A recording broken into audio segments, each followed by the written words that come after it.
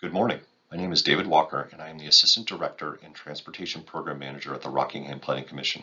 We are one of 9 planning commissions in the state, and our region is formed from 27 communities in southeastern New Hampshire, including those on the Seacoast. I'm here to talk about the Seacoast Transportation Corridor Vulnerability Assessment, or STCVA. I will begin with some general background about the study, and then follow with an overview of the process that we are using to identify impacted areas and set priorities for more in-depth evaluation. The Seacoast Transportation Corridor Vulnerability Assessment is funded by a 2019 NOAA project of special merit and is a partnership between the Rockingham Planning Commission, the New Hampshire Department of Environmental Services Coastal Program, the University of New Hampshire, the New Hampshire Department of Transportation, and representatives of the coastal communities in the region. The goal of the STCVA is to build on current science and previous climate adaptation work to advance our understanding of risk and the vulnerability of the transportation network to sea level rise and storm surge in coastal New Hampshire. Specifically, we hope to better understand the scope and scale of potential impacts at specific sites and begin to consider the actions needed to mitigate or eliminate those vulnerabilities. Using the most recent science contained in the Coastal Flood Risk Guidance published by the University of New Hampshire, the team selected 1 foot, 1.7 foot, 4 foot, and 6.3 foot sea level rise scenarios for analysis.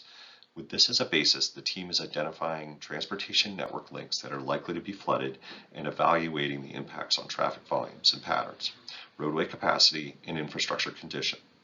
A set of site selection criteria has been developed with the intent that the highest priority locations identified will be further evaluated utilizing the coastal flooding guidance, conceptual improvements will be developed, and adaptation and resilience strategies identified. The other panelists in this session will discuss aspects of this in more detailed analysis. From this study, we are hoping to see several benefits to our transportation planning in the region. A more detailed understanding of the risk to the system from climate change, the impacts of widespread roadway flooding on the larger transportation network, and conceptual scope and cost information will enhance our long-range planning with better data and more defined timeframes for implementation. The resiliency criteria we assembled will be enlisted and utilized in our transportation project selection process and be a component of how we set our priorities for the state 10-year plan. In addition, the data and analysis methods can be useful for further studies and for further development of improvements on coastal roadways. Finally, the study will produce a set of policy recommendations that, if implemented, can facilitate a more resilient transportation system in the Seacoast.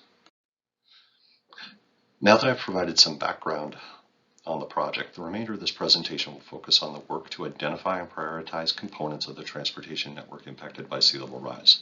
This study builds on the work and findings of the 2015 Tides to Storm study, which assessed the vulnerability of coastal municipalities and public infrastructure to flooding from expected increases in storm surge and rates of sea level rise, and incorporates up-to-date risk data from the New Hampshire Coastal Flood Risk Guidance. This information is combined with the capabilities and outputs of the regional travel demand model, which uses demographic data to generate traffic and assign it to specific components of the roadway network. The two together enable us to identify both the likely impacts of sea level rise at specific sites, as well as the potential ripple effects observed in the broader transportation network. Primarily, we are relying on the mean higher high water and tidal extent data developed for the Tides to Storm studies as the basis for where roadways will likely be impacted by flooding. Mean higher high water is the elevation of each day's 2 high tides averaged over a 19-year tidal epoch. The map on the slide shows the extent of mean higher high water under the 4-foot sea level rise scenario. The roadway links from the travel demand model are overlaid on the mean higher high water information so that the locations where roads and water intersect can be identified. The model includes all state highways and many, but not all, local roadways. Particularly lower functional class roads such as local neighborhood streets may not be included, and so there may be some areas where roads are impacted that are not included in this analysis.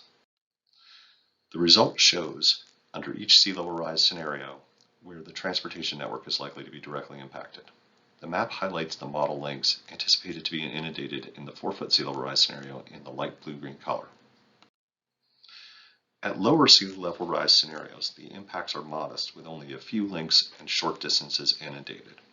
As would be expected, the higher the sea level rise, the greater the number of links and miles of roadway impacted, and under the 4-foot and 6.3-foot scenarios, this is substantial.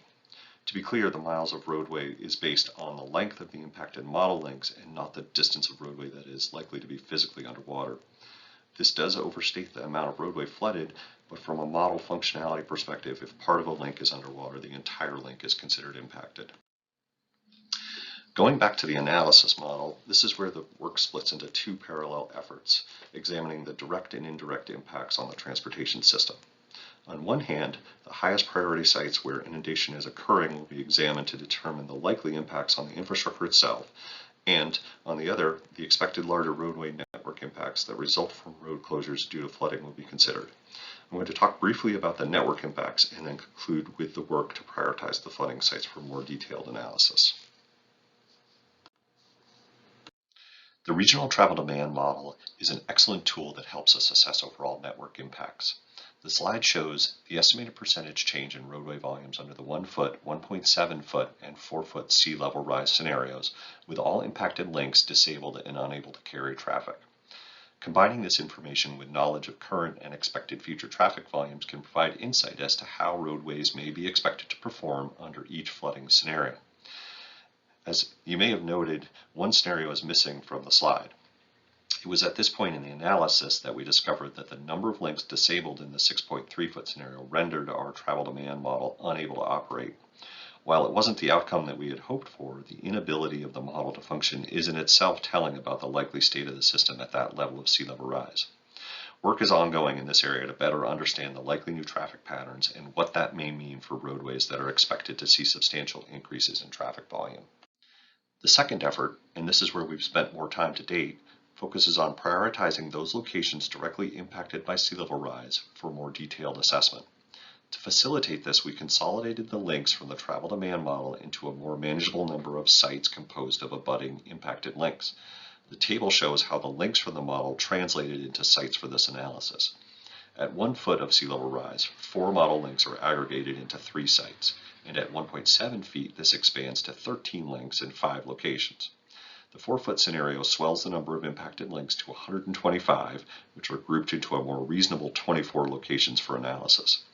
I'd like to note that the number of sites under each scenario is inclusive of those identified in the lower scenarios. So at 1.7 feet, 2 new sites are added for a total of 5, and at 4 feet, 19 new sites are added for a total of 24. In most cases, the sites identified at the lower levels of sea level rise expand under the higher scenarios. For instance, site number 10 on the map is one of the locations impacted at 1 foot sea level rise.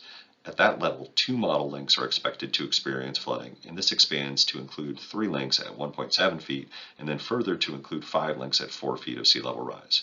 In terms of lengths, this translates to just under 0.2 miles at 1 foot, and just over half a mile at 4 foot. Starting with the assumption that those sites that are impacted at lower levels of sea level rise should be prioritized, a set of criteria has been developed to provide a framework for differentiating between locations. These criteria are composed of operational factors, health and safety aspects, as well as socioeconomic conditions in the surrounding areas. The factors are weighted as shown in the table, with the operational factors of federal functional classification and average daily traffic volume composing 40% of the score. The health and safety factors of access to emergency services and the availability of alternate routes comprise 30% of the score. Finally, the socioeconomic considerations of access to community facilities such as schools and libraries, average land value, and the Social Vulnerability Index, which uses U.S. Census Bureau data to determine communities that may need additional support in preparing for hazards, account for the remaining 30%. At this point in the study, we have scored each site where impacts are observed at the 1 foot, 1.7 foot, and 4 foot sea level rise scenarios, and have developed a preliminary list of priority locations for further evaluation. This list has been shared with the New Hampshire Department of Transportation and other project partners, and we are awaiting their feedback. In particular, we are asking for information on any aspects that we may have overlooked and any direct observations of the sites during and after storm events that may indicate a greater need for further evaluation. From this, a list of about 10 locations will be finalized for application of the New Hampshire Coastal Flood Risk Guidance and the development of conceptual improvements and preliminary adaptation strategies. Each of these aspects will be covered by the other panelists in this session. That concludes my comments for today. For more information about the Seacoast Transportation Corridor Vulnerability Assessment, please check out our website at therpc.org/stcva or get in touch with any of the RPC staff working on the project. Thank you.